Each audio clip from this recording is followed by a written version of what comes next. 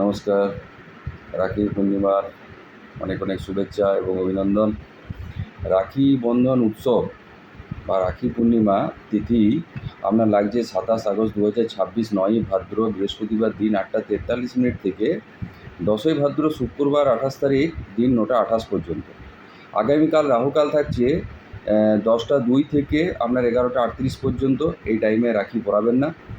রাখি পরাবার শুভ সময় হচ্ছে আপনার শুক্রবার 28 তারিখ 5টা 57 মিনিট থেকে 8টা 3 পর্যন্ত।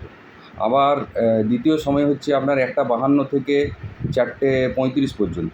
গ্রহণের সময় কোনো শুভ কাজ করবেন না। 10ই ভাদ্র 28 আগস্ট চন্দ্রগ্রহণ আছে।